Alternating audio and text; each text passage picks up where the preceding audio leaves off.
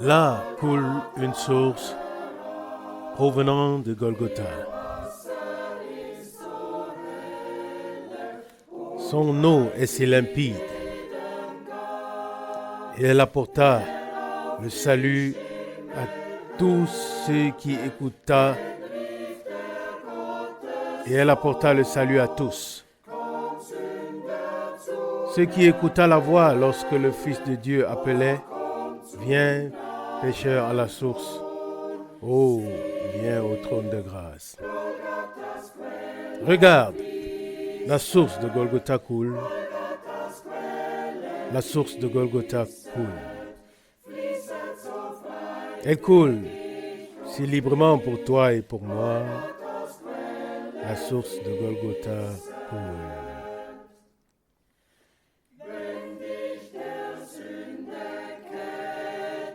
Lorsque les chaînes du péché t'oppressent durement et lourdement, ton Sauveur peut te sauver, car c'est lui qui purifie. Ton Sauveur qui te lave entièrement de tout péché. Oh, regarde seulement à la croix, alors la paix sera ton partage. Regarde, la source de Golgotha coule. La source de Golgotha coule. Elle coule si librement pour toi et pour moi. La source de Golgotha coule.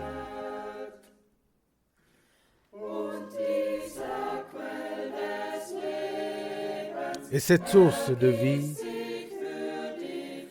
coule librement pour toi.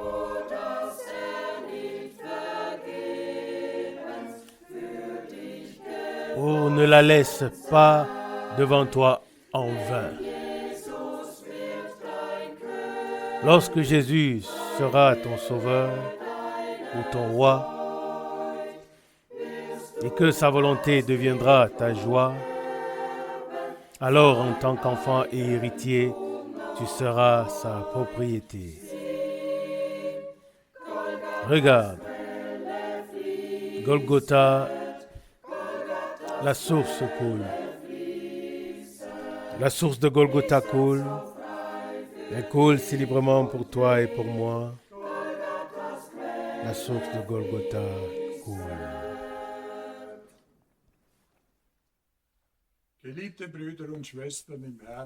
Bien-aimés frères et sœurs dans le Seigneur, nous vous saluons très chaleureusement depuis Zurich pour cette méditation de la parole avec Frère Franck. Que le Seigneur vous bénisse comme il nous bénit ici à Zurich, qu'il soit présent dans toutes les parties du monde où vous écoutez maintenant. Permettez-moi de lire comme introduction une parole tirée de 2 Pierre chapitre 1. 2 Pierre chapitre 1, le verset 12 jusqu'au verset 16. 2 Pierre 1, verset 12. Voilà pourquoi je prendrai soin de toujours vous rappeler ces choses, quoique vous le sachiez, et que vous soyez affermis dans la vérité présente. Verset 13. Je regarde comme un devoir, aussi longtemps que je suis dans cette tente, de vous tenir en éveil par ces avertissements. Car je sais que je la quitterai subitement, ainsi que notre Seigneur Jésus-Christ me l'a fait connaître. Verset 15. Mais j'aurai soin qu'après mon départ, vous puissiez toujours vous souvenir de ces choses. Verset 16. Ce n'est pas en effet suivant des fables habilement conçues que nous vous avons fait connaître la puissance et l'avènement de notre Seigneur Jésus-Christ, mais c'est comme ayant vu sa majesté de nos propres yeux. Chers frères et sœurs,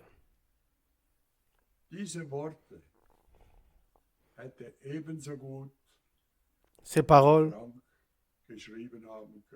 auraient aussi bien pu être écrites par frère Franck, car lui aussi a toujours eu à cœur de nous apporter la parole,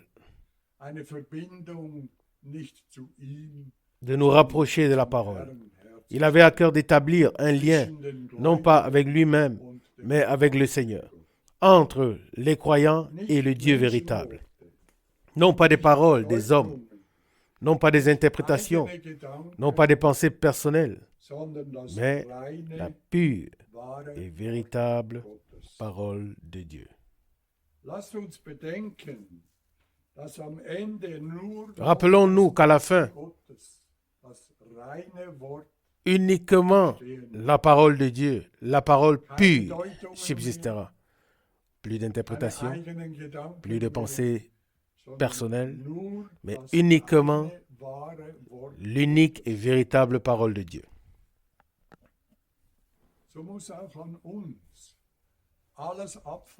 C'est ainsi que tout ce qui ne peut pas subsister devant Dieu doit aussi être ôté de nous.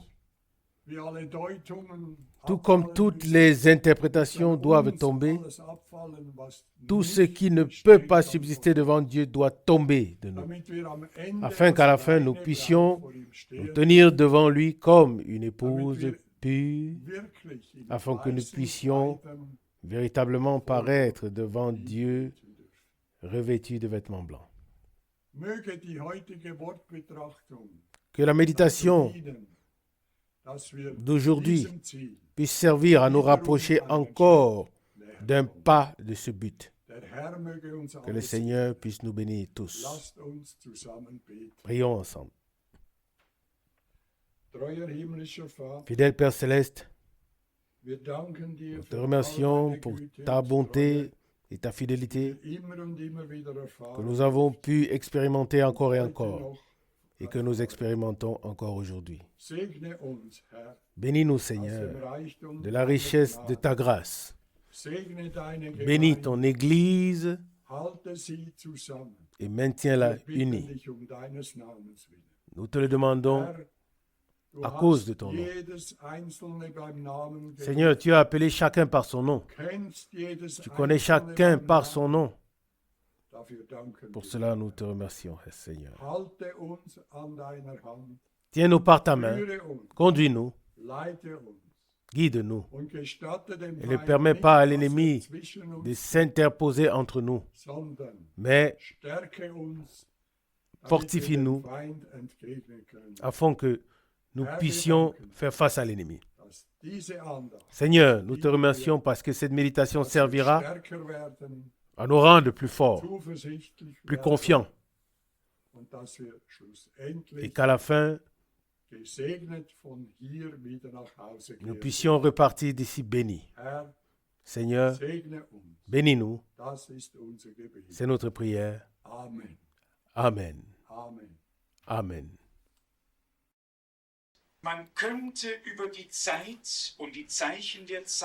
On pourrait parfaitement informer au sujet du temps et des signes des temps, être bien informé à ce sujet, au sujet de l'évolution politique religieuse, de toute l'évolution en général. Et si l'on n'avait pas soi-même la communion avec Dieu, si l'on n'était pas devenu un enfant de Dieu, alors ce ne serait qu'une information pour notre tête, et le cœur et la vie resteraient vides.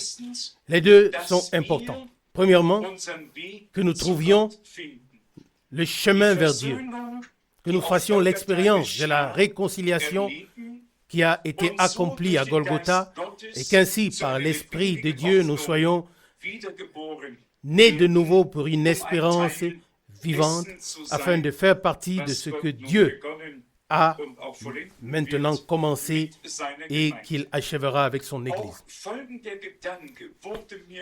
Cette pensée également est devenue précieuse pour moi récemment.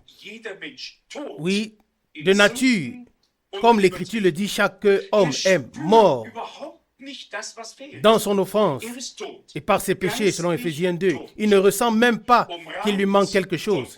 Il est mort, simplement mort, entouré de beaucoup de choses religieuses, mais spirituellement, il est mort. Ce n'est que par la prédication de l'Évangile que l'homme est réveillé, qu'il reçoit la connaissance du péché et comprend qu'il est séparé de Dieu et perdu. Et alors, il peut implorer le salut et la grâce afin de faire personnellement l'expérience de Dieu. Dans la prédication de l'Évangile, il est donc important que les gens soient réellement réveillés de leur mort spirituelle et prennent conscience que Dieu ne veut pas la mort du pécheur, mais que tous se convertissent et vivent.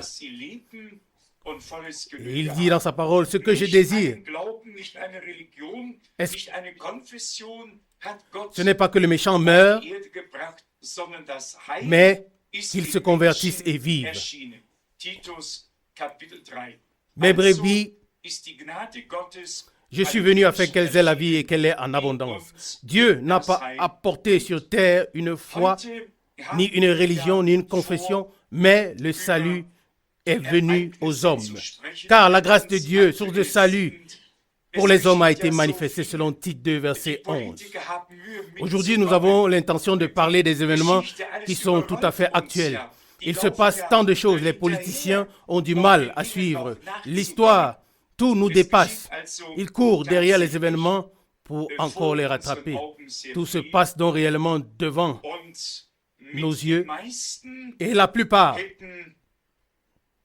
des choses qui se passent, nous ne les aurions même pas du tout attendues. C'est-à-dire que la grande majorité ne s'y serait pas attendue. Cette génération était habituée à ce que la guerre froide continue, qu'une ligne de séparation traverse le pays et le continent, et que l'un soit ennemi de l'autre, l'Est contre l'Ouest, l'Ouest contre l'Est. Et voilà que depuis quelque temps, tout est devenu complètement différent. Nous nous réjouissons beaucoup de cette évolution. Et en même temps, si nous pouvons le classer bibliquement, nous reconnaissons très clairement quelle heure il est réellement. Et je l'ai certainement déjà écrit, et j'en ai aussi parlé ici et là.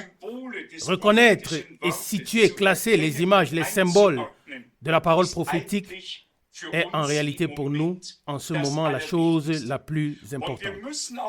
Et nous devons aussi apprécier vraiment cette grâce de Dieu. Car combien lisent les Saintes Écritures sans avoir le lien avec ce qui y est exposé et avec ce dont il s'agit. Et qu'il soit vraiment permis ici aussi de remercier le Seigneur pour l'envoi de son serviteur, Frère Branham, que Dieu a véritablement utilisé d'une manière unique dans notre génération. Il faut simplement donner raison à Dieu et respecter ce qu'il fait et le remercier de tout cœur pour cela, afin d'avoir ensuite une pleine part et une pleine bénédiction dans ce que Dieu fait. C'est en effet ainsi. Oui, sur le long terme, seul celui qui marche avec Dieu peut être béni.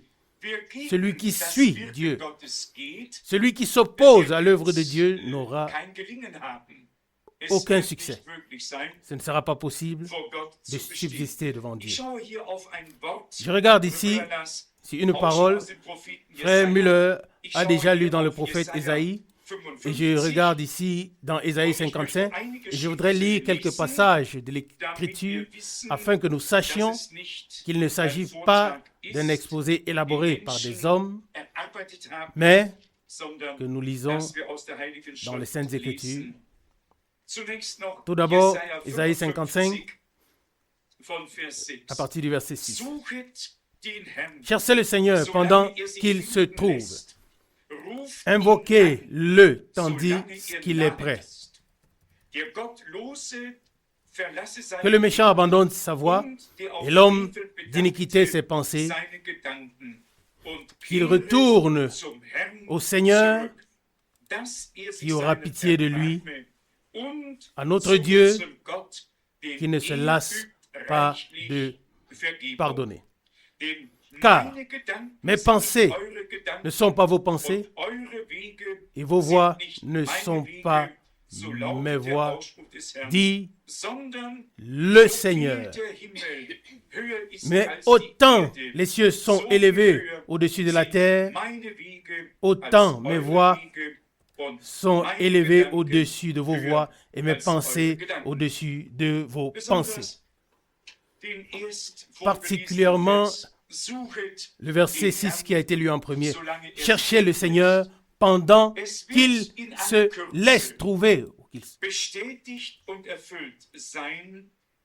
Il sera très bientôt confirmé qu'il accomplit que le temps de grâce sera terminé, que la porte sera fermée et que les hommes crieront aux montagnes et aux collines, cachez-nous devant la face de celui qui est assis sur le trône et devant la colère de l'agneau, selon Apocalypse 6, 16.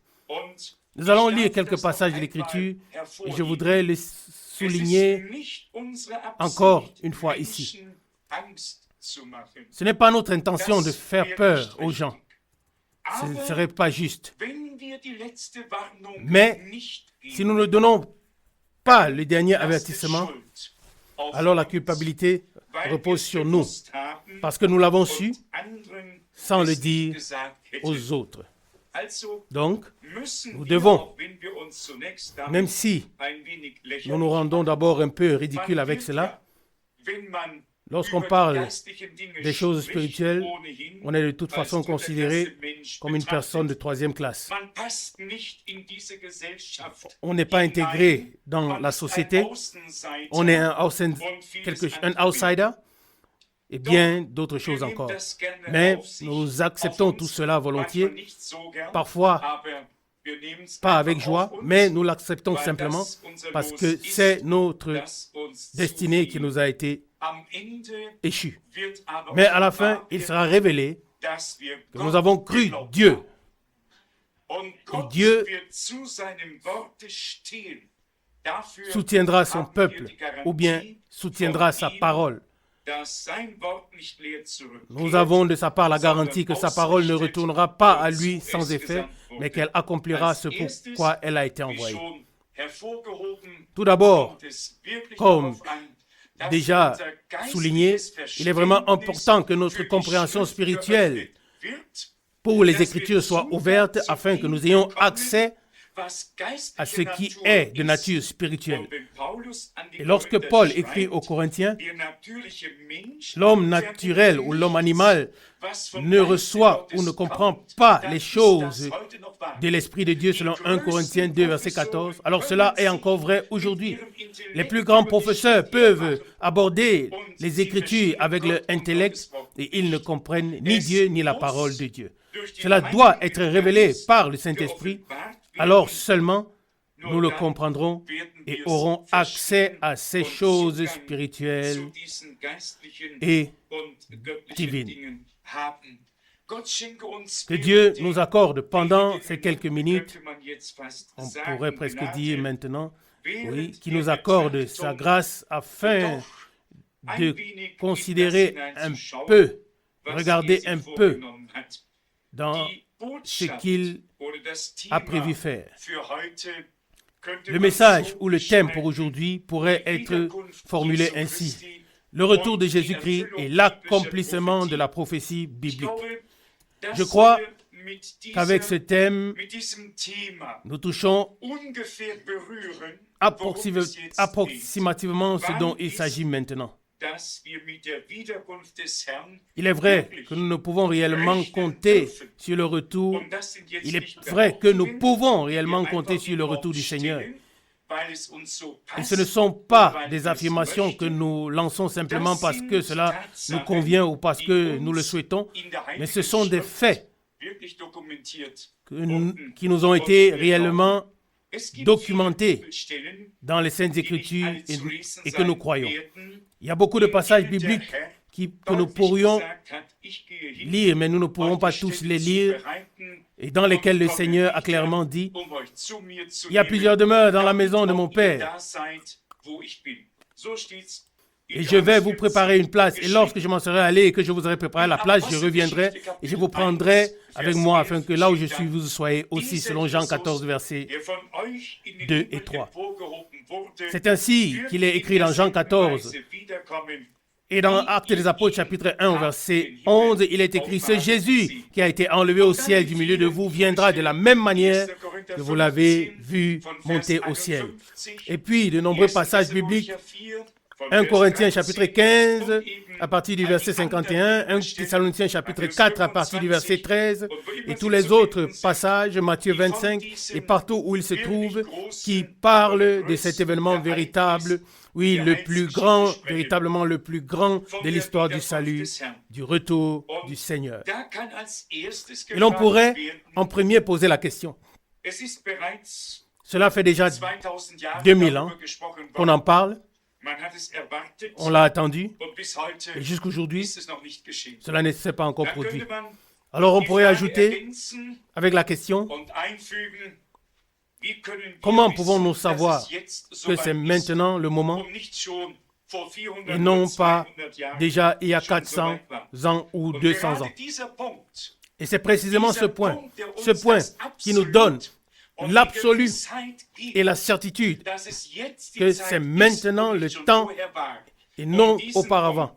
C'est de cela qu'il s'agit et cela nous est présenté de manière si claire dans la prophétie biblique ou dans son accomplissement qu'il ne peut y avoir d'erreur. Et cela précisément à cause de la description très exacte des choses qui ont été annoncées d'avance dans les Saintes Écritures comme phénomènes qui accompagnent la chose.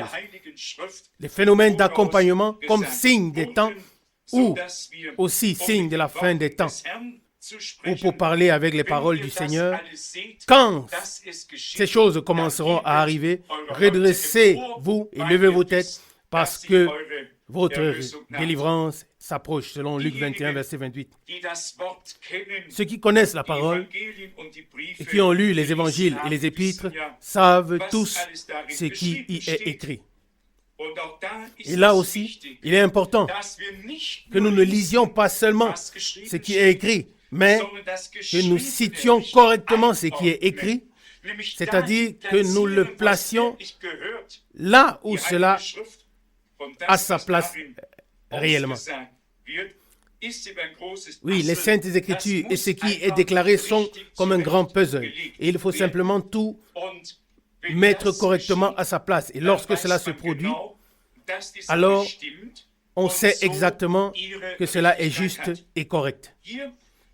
Ici, comme je l'ai dit, nous allons lire quelques passages afin de voir clairement que nous sommes arrivés au temps où la prophétie biblique s'accomplit sous nos yeux. Je voudrais commencer par l'épître de Pierre. Nous connaissons tous bien les Saintes Écritures, néanmoins je vais le lire. 2 Pierre chapitre 1, puis inclure encore d'autres passages dans notre méditation. 2 Pierre chapitre 1 à partir du verset 19. Et nous tenons d'autant plus certaine la parole prophétique à laquelle vous faites bien de prêter attention, comme à une lampe qui brille dans un lieu obscur, jusqu'à ce que le jour vienne apparaître et que l'étoile du matin se lève dans vos cœurs. Verset 20. Sachant tout d'abord, vous-même, qu'aucune prophétie de l'Écriture ne peut être un objet d'interprétation particulière. Car, verset 21, ce n'est pas par une volonté d'homme qu'une prophétie a jamais été apportée, mais c'est poussé par le Saint-Esprit que les hommes ont parlé de la part de Dieu. Ça, c'est en réalité le noyau de toute la chose. Lorsqu'il s'agit de la parole de Dieu et aussi de la partie prophétique du plan de salut de notre Dieu. Dieu a parlé par des hommes. C'est pourquoi ils ont pu dire « Ainsi parle le Seigneur ». Et nous avons en effet dans la Bible la parole de Dieu et non la parole d'un Moïse ou d'un Élie ou d'un Abraham ou d'un Ésaïe. Mais dans son ensemble, c'est la parole de Dieu. Et Dieu a simplement utilisé des canaux, des porte-paroles, des hommes remplis du Saint-Esprit, inspirés, éclairés, envoyés, utilisés par Dieu pour annoncer davantage et écrire son plan de salut ici sur cette terre. Et cela afin que toutes les générations futures aient la possibilité de s'assurer que Dieu ne dit pas quelque chose simplement comme ça, mais qu'il a déjà tout dit à l'avance. Je serai toujours reconnaissant pour la parole de Dieu qui nous éclaire vraiment comme une lampe qui brille dans un lieu obscur. Que ferions-nous sans la parole de Dieu? Dites-le-moi. Nous n'aurions pas d'orientation. Nous ne saurions absolument pas qui est Dieu. Nous ne saurions pas ce que Dieu veut. Nous ne saurions absolument pas quel est son plan. Nous serions vraiment sans orientation. Mais maintenant, nous avons la parole de Dieu. Et plus nous nous approchons de l'achèvement, plus les choses que Dieu a promises dans sa parole deviennent claires pour nous. Celles qu'il a annoncées, que ce soit politiquement pour les nations, religieusement pour les communautés religieuses ou les églises, que ce soit pour Israël, pour l'Église dans l'ensemble, nous trouvons tout dans les Saintes Écritures. Il faut toutefois dire que beaucoup de choses ont été décrites en symboles et en images. Et celui qui ne connaît pas ces symboles prophétiques ou qui n'en connaît pas la signification et le sens, il lit les Saintes Écritures et lorsqu'il est terminé, il ne sait pas plus que avant. Mais si par la grâce de Dieu, nous lisons aussi la parole prophétique de l'Ancien Testament et que nous faisons connaissance des symboles et que nous pouvons les appliquer au Nouveau Testament, en particulier au dernier livre de la Bible, alors nous pouvons dire comme Pierre, et nous tenons d'autant plus certaine la parole prophétique. Il n'y a donc absolument rien n'a changé, mais cela demeure ferme comme un roc lui-même, inébranlable.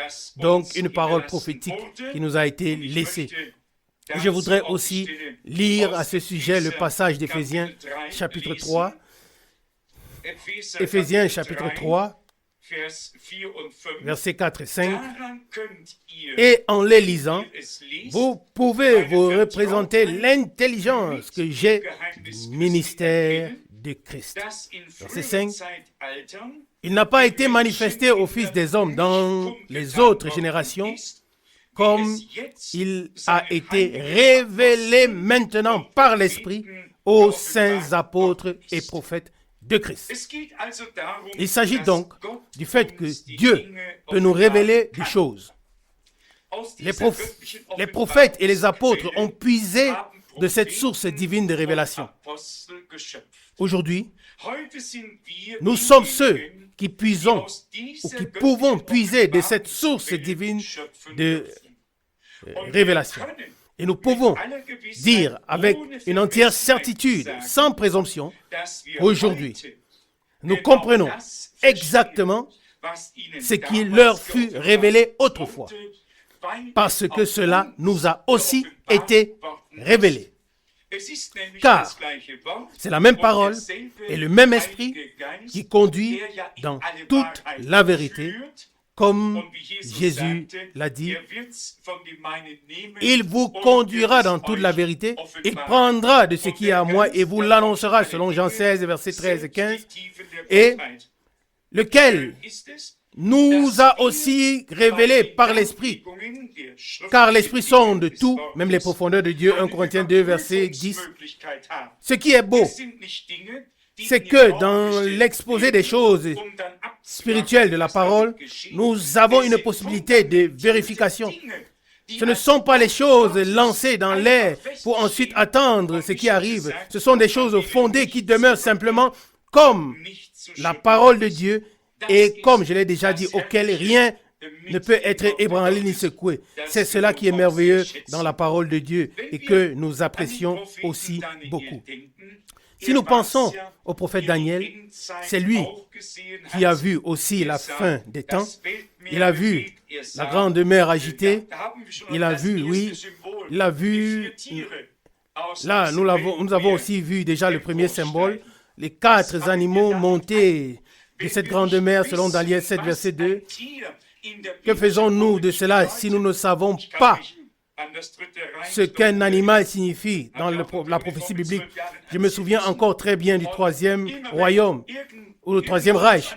J'étais moi-même, j'avais moi-même dû porter l'uniforme à l'âge de 12 ans. Et chaque fois qu'un homme important arrivait, on disait, oui, c'est un gros bonnet, c'est un gros animal. Alors tout le monde savait, c'est quelqu'un d'important. Il a quelque chose à dire. Tout le monde se mettait au garde-vous, n'est-ce pas? Et nous voyons qu'ils ont effectivement emprunté cela du langage biblique. Un animal dans la Bible représente une puissance. Cela peut être une bonne puissance, cela peut être une mauvaise puissance, cela peut être un royaume, cela peut être un dirigeant. Mais dans tous les cas, la puissance est exercée. L'exercice ou la puissance et l'exercice du pouvoir sont représentés par un animal. Et la plupart des peuples ont un emblème. Par exemple, l'aigle, le lion, le léopard. Quand on a parcouru une bonne partie du monde, on remarque comment les peuples se sont aussi appropriés des symboles. Ils les ont empruntés de la Bible. Ils les ont empruntés de la Bible. Et voyez-vous, lorsque le prophète Daniel voit cela et se demande ce que cela signifie, alors il reçoit la réponse. Ces 4 grands animaux, ce sont 4 rois ou royaumes qui s'élèveront de la terre. Daniel 7, verset 17. Puis il demande encore. Et ensuite, je désirais savoir la vérité sur le 4e animal, verset 19, Daniel 7. Pas sur les 3 premiers, il voulait plus d'explications sur les derniers. Moi aussi, je le veux. Les 3 premiers ne m'intéressent pas du tout. Ils sont passés. Je veux maintenant savoir davantage sur le dernier animal, sur le dernier empire mondial. C'est ainsi que cela intéressait déjà le prophète Daniel à l'époque. Et celui qui a ou qui lit l'Apocalypse remarquera que le voyant Jean n'avait pas du tout vu les 3 premiers. Il n'a vu que le dernier, celui qui nous concerne maintenant au temps de la fin. Ainsi, lorsqu'on considère les choses, la sagesse de Dieu et la manière dont il a tout ordonné, on ne peut que dire, mon Dieu, que tu es grand, que tu es grand. Nous avons eu, comme je l'ai dit, ces royaumes. Le dernier est l'Empire romain. Il fut aussi appelé en partie Empire romain des nations allemandes. Les empereurs furent couronnés et ainsi de suite. J'ai écrit dessus. Cette tête dirigeante de cet empire qui a été blessé à mort, blessé mortellement, est guéri sous nos yeux. Et voici que l'ancien royaume romain revient totalement à la vie. Et lorsque la Bible dit dans Apocalypse 13, et toute la terre est dans l'adoration de cette bête, Apocalypse 13, verset 3, que cette puissance existait autrefois, puis n'était plus et reviendra de nouveau, Apocalypse 17, verset 8, le monde entier s'en étonne. Oui, pas nous. Nous lisons et nous disons aujourd'hui cette écriture est accomplie devant nos yeux. Et ainsi, d'un côté, nous pouvons être reconnaissants, d'un autre côté, nous sommes profondément émus intérieurement, car nous allons vers la fin. Et voyez-vous, il en est vraiment ainsi. Tous les autres empires qui ont existé entre ce temps, je pense particulièrement à l'Empire britannique, qui dominait réellement environ la moitié du monde jusqu'à la Seconde Guerre mondiale. Puis soudain, il s'est effondré.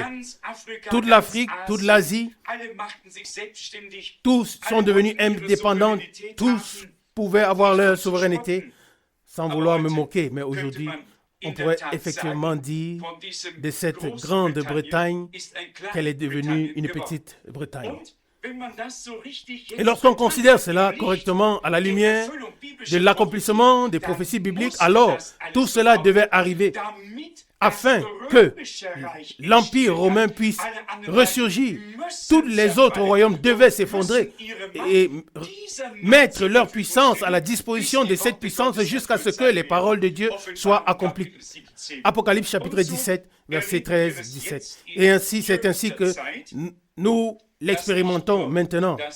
Oui, dans ces derniers temps, non seulement un empire mondial s'est effondré, mais nous voyons maintenant depuis les derniers mois, durant cette dernière année, que le grand empire soviétique, avec ses 15 républiques, se désagrège lui aussi progressivement. Et le grand empire devient petit. Pourquoi? Afin que cette maison européenne puisse ressurgir ici en Europe centrale, comme cela a été prédit dans la parole prophétique. Tous les autres royaumes, aussi grands qu'ils puissent être, seront petits en comparaison avec cet empire mondial qui s'élève maintenant et qui se forme. Mais nous ne voulons pas aller plus en détail là-dessus maintenant, car notre tâche est la suivante. Reconnaître aussi à travers les signes des temps jusqu'où nous sommes avancés et combien la venue du Seigneur s'est rapprochée. Nous l'avons tout simplement remarqué maintenant dans la région du Golfe. J'ai dit dès le premier jour, lorsque cette invasion a eu lieu là-bas, qu'il ne s'agit pas du Koweït. Il s'agit simplement de provoquer quelque chose afin que l'attention de l'opinion publique mondiale se tourne un jour sur Israël et contre Israël. Et comme je l'ai dit, les politiciens ont déjà compris cela, compris qu'il ne s'agit pas seulement du Koweït ou d'un Hussein ou Assam, mais de beaucoup plus. Il s'agit d'une stratégie, à savoir d'annoncer la fin de la fin et de soulever le monde entier contre le peuple d'Israël revenu dans son pays. Parfois, j'ai déjà eu envie d'envoyer aux politiciens par écrit les écrits de Moïse et de Josué. Les écrits sur les frontières fixées par Dieu sur Israël. Cela n'a pourtant aucun sens qu'ils disent simplement qu'il s'agit là d'un territoire occupé. Ils doivent encore le récupérer sur le côté oriental du Jourdain, le territoire que Dieu a attribué à deux tribus et demi. Israël est encore loin d'être aussi grand que Dieu l'avait déterminé à l'origine. Et c'est réellement le seul pays pour lequel Dieu a fixé géographiquement les frontières. Mais afin d'attiser une chose, puis de pouvoir utiliser le jour X comme prétexte pour porter ensuite un gros coup.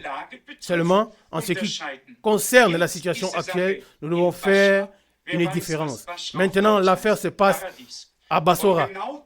Qui sait ce que Bassora signifie en allemand? Paradis. C'est exactement et c'est précisément là qu'était le paradis. C'est exactement là que commencent les 4 fleuves tels qu'ils nous sont décrits dans Genèse chapitre 2. Exactement là, Bassora signifie paradis. Et comme je l'ai dit, cela commence maintenant dans cette région. Mais vu du plan, vu depuis Jérusalem, elle se trouve à l'est. Et ce qui se passera, ce qui arrivera après, se passera au nord de Jérusalem. On peut le lire 3 fois de suite dans le prophète Ézéchiel. Mais ce qui se passe maintenant est déjà une préparation et une introduction à cette affaire mondiale dont il est aussi écrit dont il est aussi écrit que quelque chose dans les Saintes Écritures, même au sujet de la guerre, qui apportera alors la mort aux gens, alors qu'ils seront encore debout sur leurs pieds. Et la distribution actuelle des masques de gaz, je ne peux qu'en sourire. Les gens doivent avoir une idée de ce qui est écrit dans la Bible, et vous connaissez aussi les préparations à cela. Dieu s'en plaigne. Et ce sont encore des entreprises allemandes qui ont fait tout cela. Là-bas aussi. L'avez-vous lu? Bien sûr, les usines de gaz, produits allemands, ont à notre pays. Mais comme je l'ai dit dans Zacharie 14, verset 12, voici la plaie dont le Seigneur frappera tous les peuples qui auront combattu contre Jérusalem. Leur chair tombera en pourriture, tandis qu'ils seront sur leurs pieds. C'est ainsi que le prophète Zacharie l'avait déjà annoncé d'avance dans la prophétie biblique. Donc, pendant qu'ils seront encore sur leurs pieds, leur chair tombera en pourriture. Je continue la lecture. Leurs pieds tomberont en pourriture dans leurs orbites. Leurs yeux, tomberont en pourriture dans leur orbite et leur langue tombera en pourriture dans leur bouche. Il faut bien s'imaginer cela. Celui qui a lu sur Hiroshima en sait quelque chose. Mais ici, ce sera encore pire. Ce sera tellement agressif que pratiquement l'effet sera immédiat et les gens tomberont probablement encore avec leur masque de gaz, les yeux, la langue, tout sera atteint pendant qu'ils seront encore debout, pendant qu'ils seront encore là. Et tout cela sera fait en un coup. Le coup sera porté et il n'y aura aucune issue. Mais voyez-vous, Dieu l'a dit dans sa parole et aujourd'hui déjà on peut le voir que cela arrivera. Et quand les Saintes Écritures disent que Dieu interviendra encore personnellement, qu'avec de la grêle et tout ce qui s'y rapporte, il achèvera le reste. Mais une chose est importante à reconnaître, même lorsqu'on parle de la guerre sainte. Cette parole se trouvait déjà dans le prophète Joël. Il est écrit littéralement ainsi. Je vais vous le lire. Je vais vous lire là, que là, il est bien appelé à la guerre sainte. Et cela est écrit dans Joël au chapitre 4 à partir du verset 9. Joël chapitre 4 à partir du verset 9. Publiez ces choses parmi les nations. Préparez-vous à la guerre sainte. Réveillez les héros, qu'ils s'approchent, qu'ils montent, tous les hommes de guerre, et ainsi de suite, et ainsi de suite. C'est Joël 3, versets 9 et 10. Puis, il est dit ici au verset 12, nous sommes dans Joël 3, que les nations se réveillent et qu'elles montent vers la vallée de Josaphat, car là, je siégerai pour juger toutes les nations d'alentour. Cela arrivera donc. Et ce qui se passe maintenant est en réalité déjà destiné à diriger l'attention vers cette dernière grosse confrontation. Et vous savez, j'ai moi-même été dans cette région. J'ai été aussi au Koweït, en Jordanie, en Égypte, en Syrie, au Liban, et ainsi de suite. Je connais aussi un peu cette région. Et vous n'avez qu'à prendre votre carte géographique, alors vous devez vraiment chercher le petit Israël avec une loupe pour le trouver quelque part au bord. Et ensuite, lorsque vous voyez les vastes surfaces immenses du territoire arabe, il y a encore de la place pour plusieurs millions. Et pourquoi ne veulent-ils pas de leurs propres frères là-bas? Voyez-vous, tout cela est politique. J'ai aussi vu cela directement à la périphérie d'Amman, en Jordanie. Oui, que les camps artificiels des Palestiniens sont maintenus, alors qu'une grande Mercedes 350 est garée devant la porte et que les antennes de télévision de chaque baraque pointent vers le ciel. Mais les gens doivent rester là afin qu'on puisse dire, s'il vous plaît, voyez-vous, ils sont encore ici. Au lieu de leur accorder de la liberté de chercher eux-mêmes leur logement, et ainsi de suite. Mais, comme je l'ai dit, nous ne voulons pas aller plus loin dans ces choses. Il faut que cela soit ainsi, afin que le monde entier soit indigné et outré et dise, Israël, qu'est-ce qui vous prend donc maintenant, s'il vous plaît? Et nous avons vu récemment aussi la résolution de l'Union européenne. Même les Américains ont aussi voté pour cela. Et c'est presque révoltant lorsqu'on entend simplement ce que les Israéliens ont fait et qu'on n'entend plus ce que l'autre côté a fait. Je ne l'ai pas vu moi-même, mais cela a été rapporté qu'il y avait des paniers remplis de pierres, des paniers pleins de pierres tout en haut sur le mur et qu'ils ont ensuite été jetés vers le bas. Mais les paniers avaient été placés et à partir desquels on lançait les pierres en bas. Plus personne n'en parle. Il y a maintenant sur la terre tellement d'injustices qu'il n'y en a probablement jamais eu dans le passé. Et même dans la presse, dans les reportages, il y a tellement de partialité qu'on pourrait en devenir fâché parce qu'on peut simplement voir, oui, les motifs qui sont cachés derrière sans avoir besoin d'avoir la sagesse de Salomon. Ainsi donc, les choses se produisent réellement dans nos jours, de toute manière,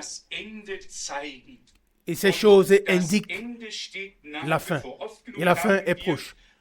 Nous avons lu assez souvent dans Matthieu chapitre 24, dans Luc chapitre 21, dans Luc chapitre 17, et les différents passages dans les Saintes Écritures qui parlent effectivement des derniers jours, des derniers temps. Et puis aussi dans les épîtres des apôtres, Paul a particulièrement parlé des derniers jours dans les lettres à Timothée.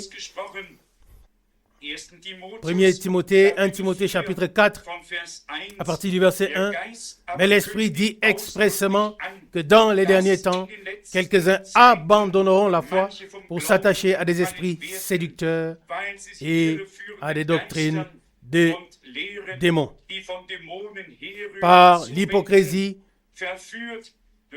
de faux docteurs portant la marque de la flétrissure dans leur propre conscience, prescrivant de ne pas se marier, de s'abstenir des aliments, et ainsi de suite jusqu'au verset 3. Extrêmement très très beau. Mais Dieu voit la chose de loin. Et ce qui est extérieurement ou pourrait être considéré comme saint et pieux, Dieu le désigne comme des doctrines de démons. Il y a aussi parmi les croyants des gens très aimables. Et quand on entend parler de certains, du mariage par exemple, puisque cela est justement écrit ici, qu'on interdit aux gens de se marier, savez-vous que Dieu a ordonné cela au commencement et a dit, il n'est pas bon que l'homme soit seul. Genèse 2, verset 18. Qui peut annuler l'ordre divin? Tout le reste, ce sont des exceptions. Ce n'est pas la règle. La règle est que l'homme ne doit pas être seul. Dieu lui a créé une aide qui lui correspond. Mais lorsque toute une communauté entière et beaucoup d'autres pensent maintenant qu'ils ne doivent pas se marier, alors cela est considéré comme un sacrifice particulier. Et la Bible décrit tout cela, autrement dans le texte que nous avons lu. Dans 2 Thessaloniciens chapitre 3, il est écrit à partir du verset 1, 2 Thessaloniciens 3 verset 1, « Sache que dans les derniers jours, il y aura des temps difficiles. » Car les hommes seront égoïstes, amis de l'argent, fanfarons, hautains, blasphémateurs, jusqu'au verset 2.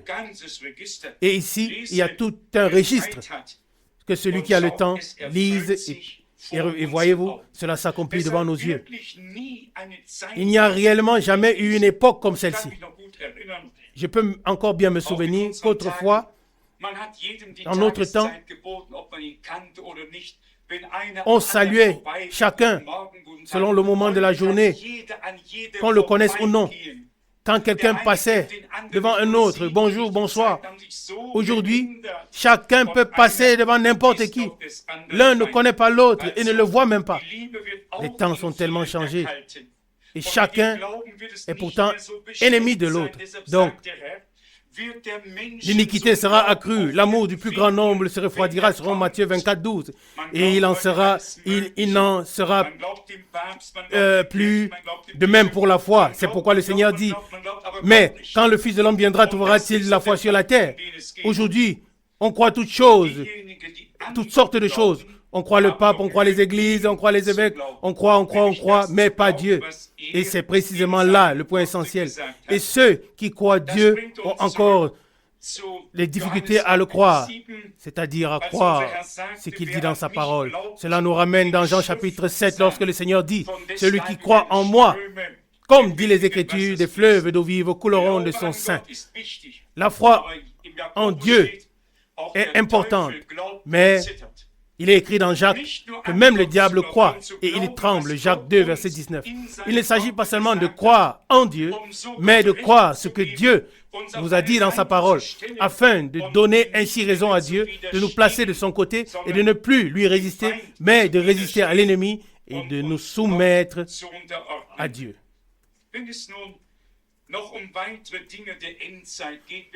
Oui, s'il s'agit en ce qui concerne d'autres choses concernant la fin des temps, nous l'avons déjà dit assez souvent, qu'il s'agisse des tremblements de terre, des famines, de toutes les guerres, des bruits de guerre, des pestes et de toutes sortes de choses. Lorsqu'on lit maintenant les statistiques sur la manière dont les épidémies augmentent jusqu'au sida, tout augmente, aucun remède, aucune prescription, aucune solution. Qu'est-ce que c'est? Et cela devient encore pire sur cette terre. Et lorsque le Seigneur a dit, ce qui arriva au temps de Noé arrivera au jour du Fils de l'homme et aussi au jour de Sodome et Gomorrhe, alors nous pouvons dire, Seigneur, tu as dit vrai. Il en est ainsi. Et c'est encore devenu pire que cela l'était autrefois. La crainte de Dieu a quitté les hommes. La forme extérieure de la piété, la religion, a été conservée, mais l'intérieur, la relation avec Dieu n'est plus là. C'est pourquoi, comme cela a été mentionné au début, l'essentiel consiste à ce que les hommes soient mis en relation par la prédication de l'Évangile avec celui dont il est question dans la prédication, avec Jésus-Christ, notre Seigneur. Car ce n'est pas seulement un évangile, c'est l'évangile de Jésus-Christ, notre Seigneur. Il n'y en a pas d'autre. Et ainsi, cet évangile doit être prêché à toutes les nations pour servir de témoignage, selon Matthieu 24, 14. Mais imaginez-vous que je prenne cette Bible et que j'aille maintenant à Salzbourg, chez un évêque quelconque, à qui appartient une grande partie de Salzbourg, et l'église romaine aussi. Je ne sais pas quel pourcentage de Salzbourg appartient à l'église romaine, mais il devient toujours plus difficile d'obtenir une salle. Et si aujourd'hui, on ne prend pas place à la bonne table, alors on n'a plus aucune place. Alors, on vous montre la porte. Et à la fin, on se trouvera peut-être quelque part dans la rue pour pouvoir prêcher l'évangile. Mais ce que je voulais dire est simplement ceci. Si aujourd'hui, nous frappions aux portes des églises avec la prédication claire de la parole de Dieu, je vous demande, mesdames et messieurs, très estimés frères et sœurs en Christ, qui nous ouvrirait la porte pour cela? Comme c'était au jour de Jésus, il en est de même aujourd'hui. on ne veut pas Dieu. Là où on a besoin de lui, alors même les politiciens prononcent son nom. Des passages bibliques sont cités à profusion. Et avec celui qui a prononcé ces paroles, on ne veut en réalité avoir rien à faire. Mais nous vivons effectivement dans le temps où la religion, où toutes les puissances pactisent simplement ensemble, où elles font cause commune. Et j'ai effectivement, d'un homme très estimé, M. Ratzinger, j'ai effectivement entendu quelques déclarations où il disait aussi que les gens critiquent cela. De quoi s'agit-il?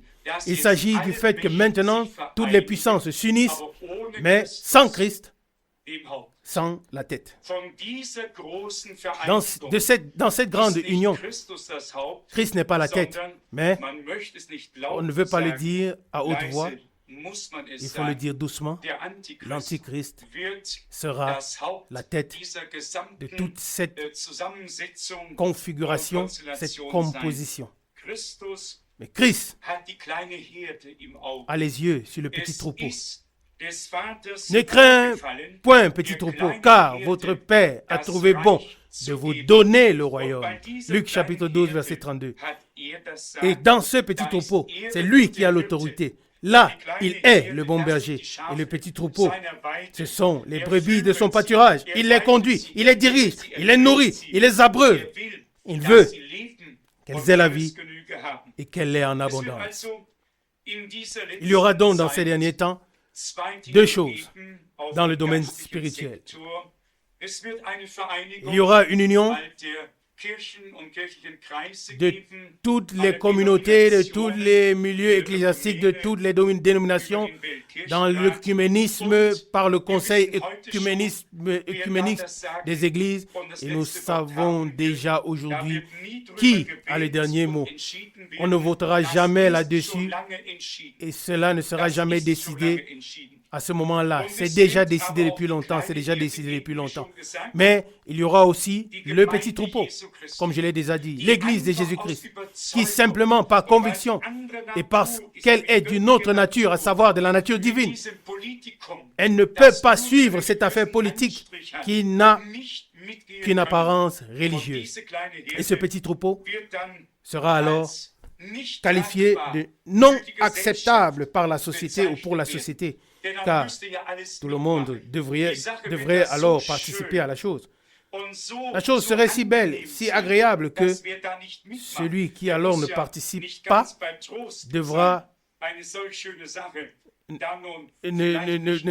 sera considéré comme n'ayant pas tous ses sens. Pour non seulement ne pas participer à une si belle chose, mais aussi pour la rejeter. Mais nous avons reconnu par cette parole de Dieu de quoi il s'agit.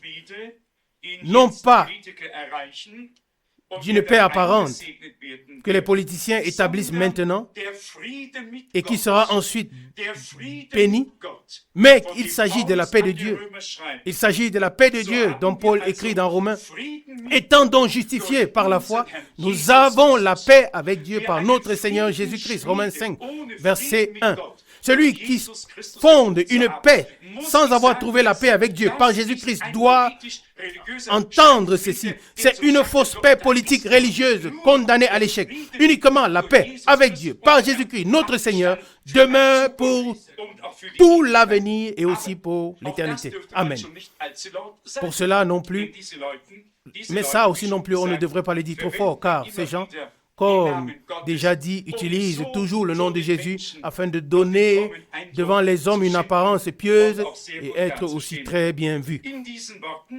Dans ces paroles que nous avons lues, nous pouvons encore ajouter d'autres paroles de manière très brève, ou au moins les citer. Il s'agit réellement maintenant de reconnaître les promesses que Dieu a données aux croyants. De même qu'il y a des prédictions concernant le développement politique et religieux, il y a aussi des prédictions pour l'Église du Seigneur. Par exemple, qu'il voulait envoyer un prophète avant que vienne le grand et terrible jour du Seigneur, selon Malachie 4, verset 5. Et au sujet de ce jour du Seigneur, ce passage, je veux vraiment le lire maintenant afin que tous sachent que cela est écrit ainsi dans la Bible. 2 Pierre chapitre 3 verset 10. 2 Pierre 3 verset 10. Le jour du Seigneur viendra comme un voleur. En ce jour, les cieux passeront avec fracas, les éléments embrasés se dissoudront et la terre, avec les œuvres qu'elle renferme, sera consumée. Ce n'est pas moi qui l'a dit. C'est Dieu qui l'a dit dans l'Ancien et dans le Nouveau Testament. Dans le prophète Malachie, je voudrais lire Malachie, le dernier chapitre. Ici, il est écrit, Malachie, chapitre 4, verset 1, « Car voici le jour vient, ardent comme une fournaise. Tous les hautains et tous les méchants seront comme du chaume. Et le jour qui vient les embrasera. Le jour qui vient. Et ce jour vient. Et dans la mesure où maintenant le jour de grâce et le jour de salut prennent fin, et ils prennent fin, et je l'ai écrit dans ce petit tract qui est intitulé Vision 7000, et je demande à chacun de prendre une copie après. Mais pour Dieu, un jour est comme 1000 ans pour nous. C'est ainsi que cela est écrit dans l'Ancien et dans le Nouveau Testament, Psaume 90, 4, 2 Pierre 3, verset 8. Et lorsque nous pensons que Dieu a créé le monde en 6 jours et qu'il se reposa le 7e jour, il bénit et sanctifia le 7e jour et se reposa de toutes ses œuvres. Genèse 2, verset 2 et 3. Alors, nous approchons maintenant à peu près effectivement des 6000 ans depuis Adam. Et le 7e millénaire sera effectivement, selon la parole de Dieu, spécialement Apocalypse 20, le règne millénaire de paix de Christ sur la terre. Ainsi, 2000 ans d'Adam à Abraham et environ 2000 ans d'Abraham à Christ. Et maintenant, nous approchons de ce prochain et troisième, du prochain et troisième 2000 ans. Et le 7e millénaire sera réellement le règne de 1000 ans, et ensuite le temps débouchera dans l'éternité. Nous sommes arrivés de manière générale dans la dernière génération. Et personne ne sait combien d'années il peut encore avoir. Personne. Mais spéculer maintenant en disant que cela va encore durer et on ne sait pas combien de temps, ce serait faux.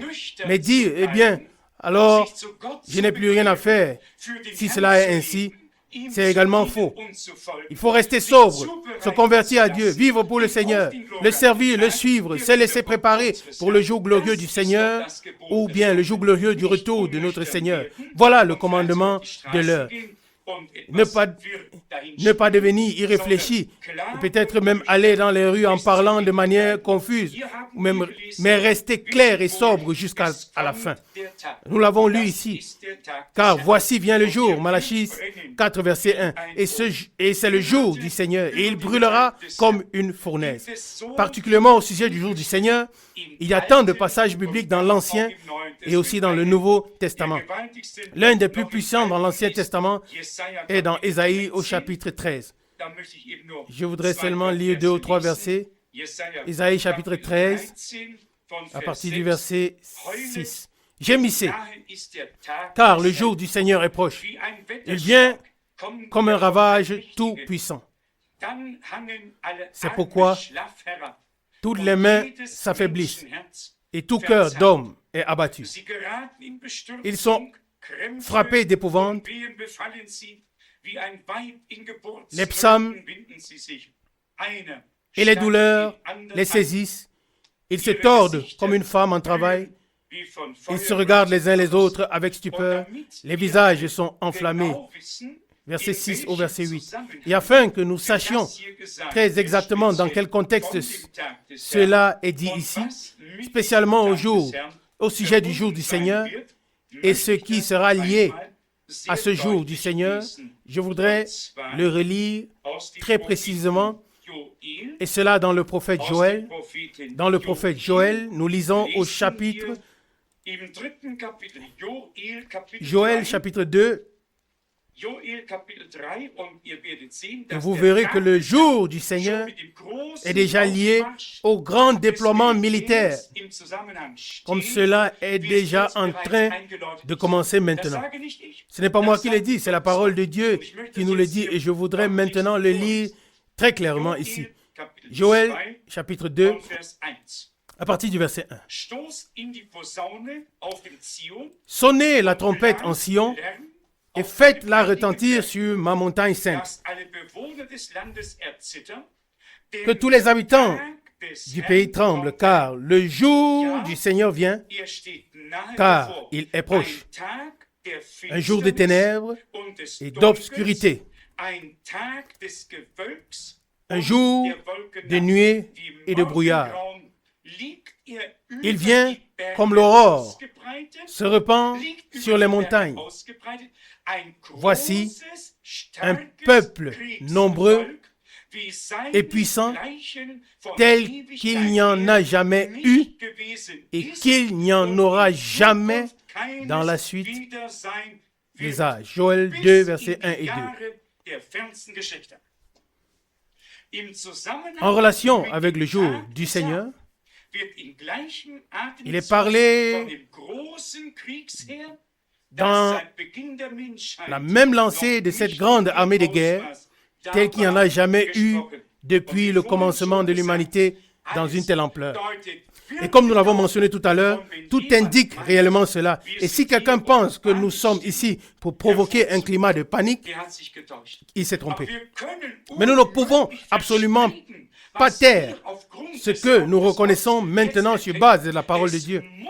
Cela doit être proclamé, cela doit être dit. Et si alors les gens n'écoutent pas, ils sont néanmoins sans excuse.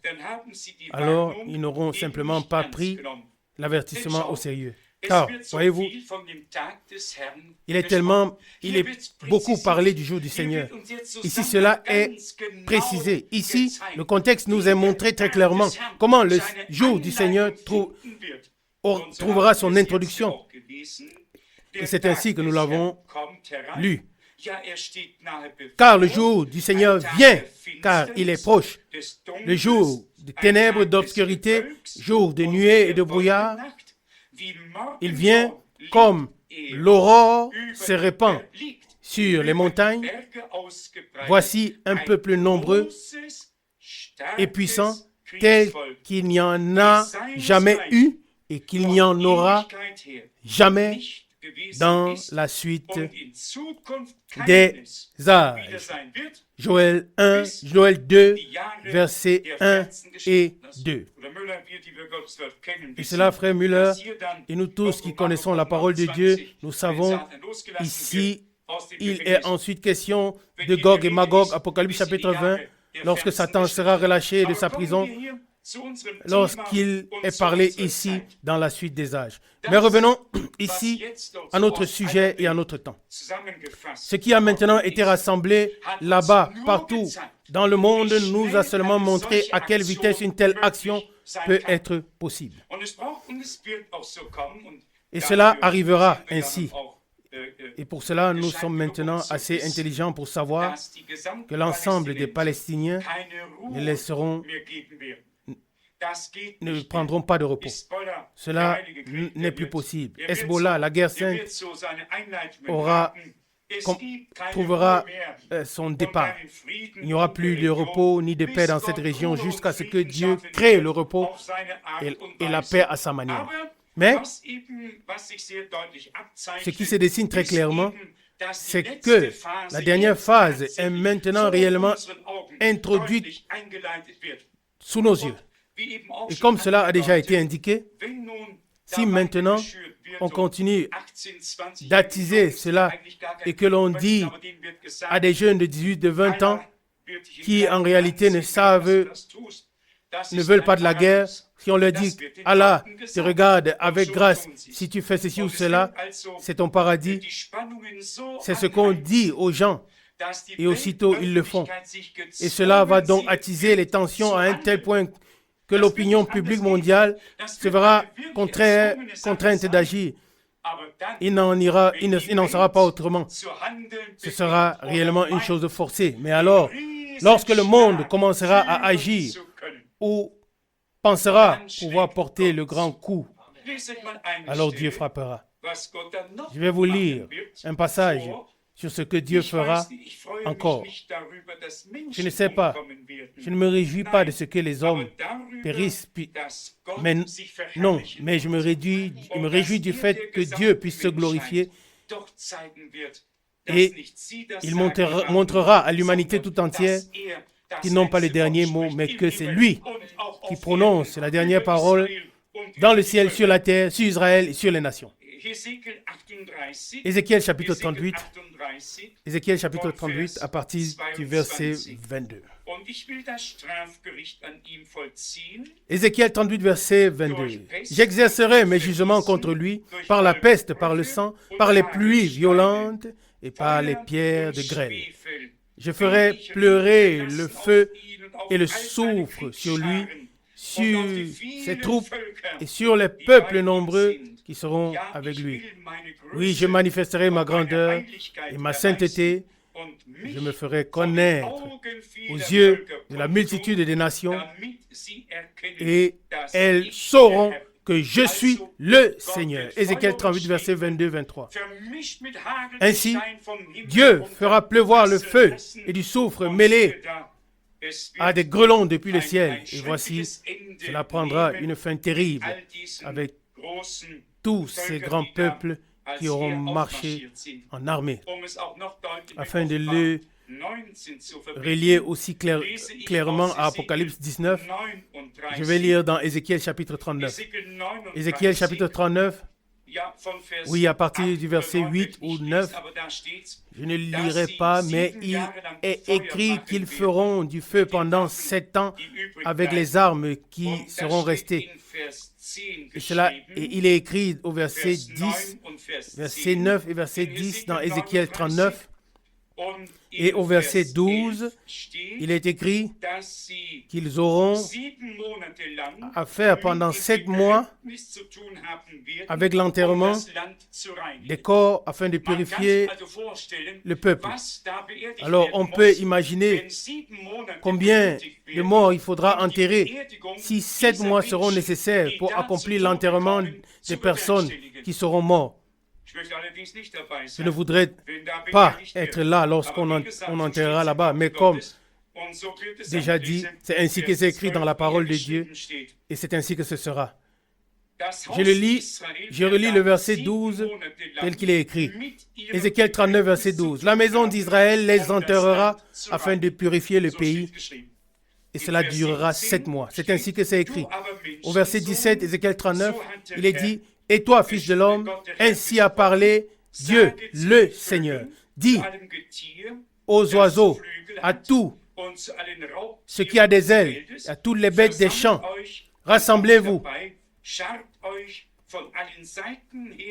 Venez, réunissez-vous de toutes parts vers le sacrifice que j'immole pour vous. Grand sacrifice sur les montagnes d'Israël. Vous mangerez de la chair et vous boirez du sang. Vous mangerez de la chair des héros et vous boirez le sang des princes de la terre.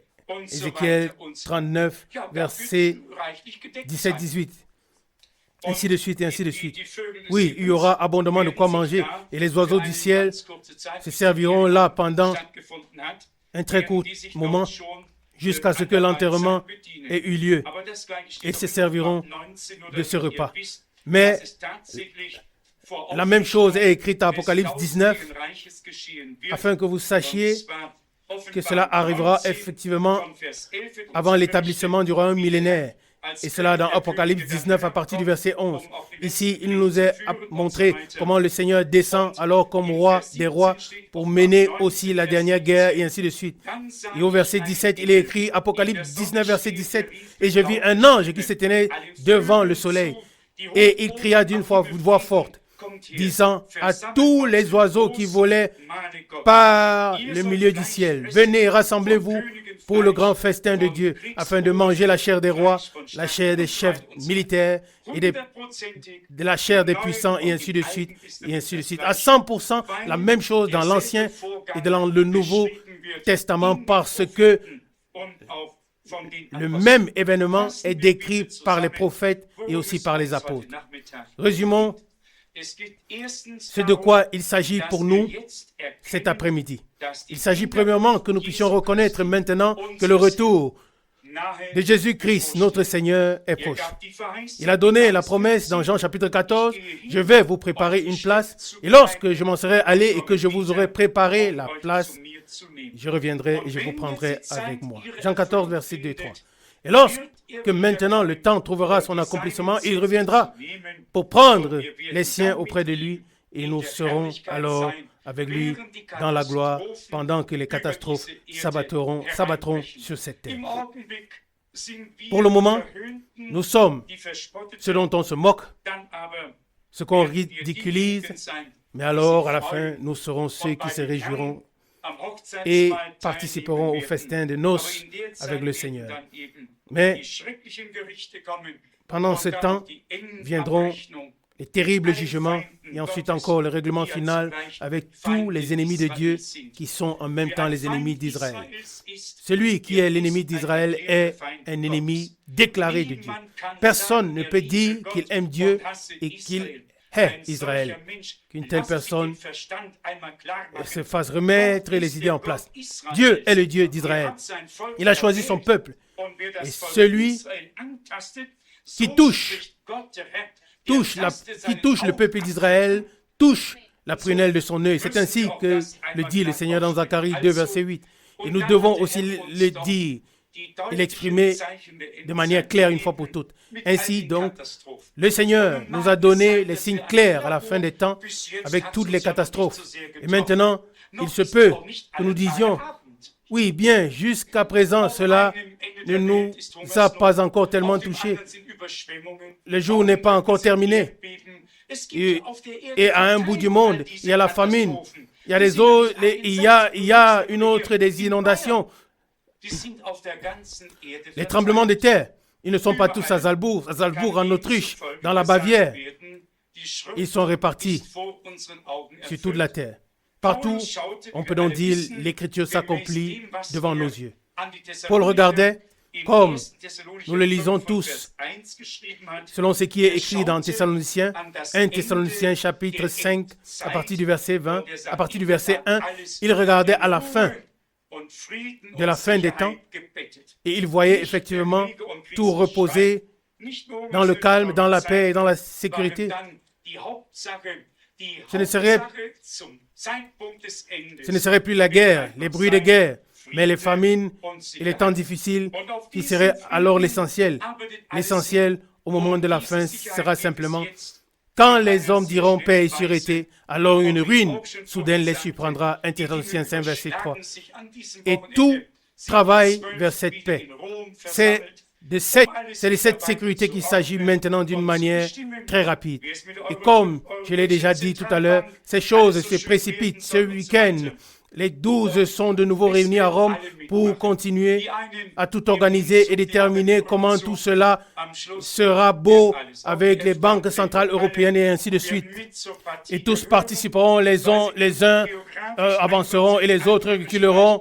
Et à la fin, même les pays de l'AE, tous feront partie de l'ensemble parce qu'ils appartiennent géographiquement simplement à l'ancien empire romain et personne ne peut s'y opposer, même la suite aussi bien située. Tout le monde, les uns en y allant, les autres en y revenant, mais tous seront inclus parce que cela en fait tout simplement partie. Nous sommes heureux de vivre cela, mais surtout de pouvoir reconnaître à quel point le temps a progressé. C'est maintenant l'essentiel. Et dans cette union, une chose est très importante, puisqu'il s'agit aussi d'une union religieuse sous la tête de l'Antichrist, c'est qu'il faut s'exprimer clairement à ce sujet et aussi prendre une position claire en faveur de Christ pour lui et pour sa parole, et se placer très clairement du côté du Seigneur. Ne puis suivre la grande masse, aussi agréable que cela puisse être humainement pour nous. Mais ce n'est pas le chemin de l'Église du Seigneur. Le chemin de l'Église est le chemin étroit qui mène à la vie et non le chemin large qui mène à la perdition. Les mots d'ordre sont paix et sûreté. Oui, ces mots ont pris une signification particulière depuis les jours de Gorbatchev. On fait des gros titres et continue à le faire. Comme je l'ai dit, dans toute l'Europe, au cours des derniers jours ou des derniers mois, depuis octobre, novembre de l'année dernière, il s'est passé tellement de choses. La plupart n'auraient pas cru cela possible. Et je vous dis déjà aujourd'hui, si le Seigneur nous donne encore 2 années, combien d'années ce sera, je ne le sais pas. Si c'est 100 ans, 10 ans, Dieu le sait. Mais nous pourrons toujours regarder en arrière et dire, nous ne nous attendions pas à tout cela aussi rapidement, jusqu'à ce que Dieu se révèle, confirme sa parole, bénisse son peuple, accomplisse ses promesses, afin que nous aussi nous puissions dire un jour que la parole de Dieu s'est aussi accomplie en nous. Il ne suffit pas que nous puissions simplement dire qu'elle s'accomplit maintenant politiquement, puis avec Israël et dans le monde. Beau sera le jour où nous pourrons dire aujourd'hui, maintenant, la parole de Dieu s'est accomplie comme vraie en nous. Alors seulement, nous pourrons vraiment jubiler et pousser des cris de joie. Aujourd'hui, nous considérons tout cela avec une certaine mélancolie. Cela fait du mal de pouvoir ou de voir comment tout prend ainsi le chemin de perdition. Néanmoins, nous sommes reconnaissants envers Dieu de pouvoir voir et considérer l'ensemble du développement à la lumière de la parole prophétique et pouvoir dire comme Pierre l'a dit autrefois. Et nous tenons d'autant plus certaine la parole prophétique. 2 Pierre chapitre 1 verset 19. Et ensuite vient l'exhortation à laquelle vous faites bien de prêter attention comme à une lampe qui brille dans un lieu obscur. La parole révélée de Dieu est devenue une lumière sur notre chemin. Elle est devenue une lampe à nos pieds. Nous sommes reconnaissants à notre Dieu pour cela. Maintenant, pour terminer cette exhortation, s'il y a quelqu'un parmi nous qui n'a pas encore consacré sa vie au Seigneur, qui réfléchit encore s'il devrait le faire ou non, laissez cette parole vous toucher. La parole de Psaume et la parole d'Hébreu. Aujourd'hui, si vous entendez sa voix, n'endurcissez pas vos cœurs. Psaume 95, versets 7 et 8, Hébreu 3, versets 7 et 8. Le Seigneur fait retentir son dernier appel. Venez à moi, vous tous qui êtes fatigués et chargés, et je vous donnerai du repos. Matthieu 11, verset 28. Je vous donnerai le repos pour vos âmes. Et ensuite la parole. Je ne mettrai pas dehors celui qui vient à moi. Jean 6, verset 37. Aujourd'hui, on est encore dans le temps de la grâce. Aujourd'hui, on est encore au jour du salut. Mais malheur, s'il se termine, et il prendra fin. Il est aussi certain que Dieu est Dieu et qu'il a établi un plan pour l'humanité et que nous vivons maintenant à la fin du temps de la grâce. Aussi certain, le jour du salut prendra fin bientôt. Et le grand jour terrible du Seigneur, avec ses jugements, s'abattra sur cette terre.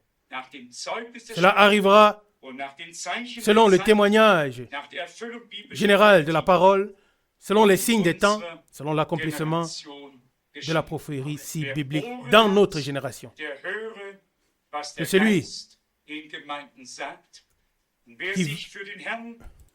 celui qui a les oreilles entende ce que l'Esprit dit aux églises. Et celui qui veut prendre sa décision pour le Seigneur, qu'il ne prenne pas de temps de réflexion, mais qu'il saisisse l'occasion que Dieu nous a donnée pour prendre notre décision pour lui. Les excuses ne comptent pas devant Dieu. Uniquement les décisions comptent. Les uns pourraient dire, Oui, les jeunes pourraient dire, oui, nous sommes encore trop jeunes. Les personnes âgées pourraient dire, oui, j'ai encore un peu de temps. L'un pourrait dire, j'ai pris une femme et c'est pourquoi je ne peux pas aller. L'autre dira, j'ai acheté un champ et je suis obligé d'y aller. Vous connaissez la Bible, tous ont cherché des excuses et le Seigneur était triste, très triste. Il s'est mis en colère et a envoyé de nouveau les serviteurs avec ce message. Allez promptement dans les places, sur les rues de la ville, dans les chemins, le long des haies. Invitez-les. C'est maintenant le temps. La dernière invitation est lancée maintenant. Et celui qui est appelé, celui qui entend la parole, ne la laissera plus. La parole demeurera en lui, en ceux-là qui l'ont entendu, comme un appel divin. Et les attirera jusqu'à ce qu'ils soient venus au Seigneur. Que cela se fasse aujourd'hui par grâce. Amen. Nous nous levons encore pour la prière. Père Céleste, de tout cœur, nous te disons merci pour ce jour. Nous te remercions pour ta précieuse et sainte parole. Nous te remercions pour les explications, pour la clarté, pour la révélation de ton esprit. Bien-aimé Seigneur, tu nous as fait trouver grâce devant toi. Et nous te prions pour tous ceux-là qui ont levé leurs mains. Bien-aimé Sauveur, bénis-les, pardonne-les, sauve-les, reçois-les comme fils et filles de Dieu. Aussi tous ceux que tu as appelés, mais qui n'ont pas eu le courage de lever leurs mains. Sois-leur favorable à cause de ton nom. Ne laisse personne se perdre, ô Seigneur, mais sauve. Fais miséricorde et accorde le salut tant que dure encore le temps de la grâce et que le jour du salut est encore là. Avant que ne vienne le grand et redoutable jour du Seigneur. Dieu fidèle, nous venons aussi avec tous les sujets de prière, avec toutes les requêtes qui expriment aussi les besoins de l'un ou de l'autre, ô Seigneur. Nous te prions ensemble.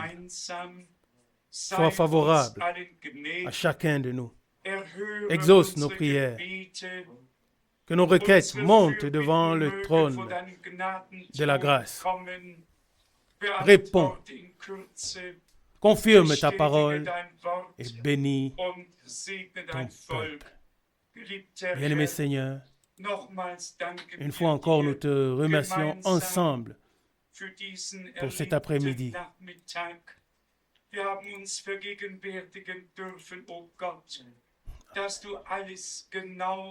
Nous avons pu nous rappeler, ô Dieu, que tu nous as annoncé exactement d'avance et que tu l'as fait écrire à l'avance afin que nous sachions, lorsque cela commence à arriver, que le temps est proche.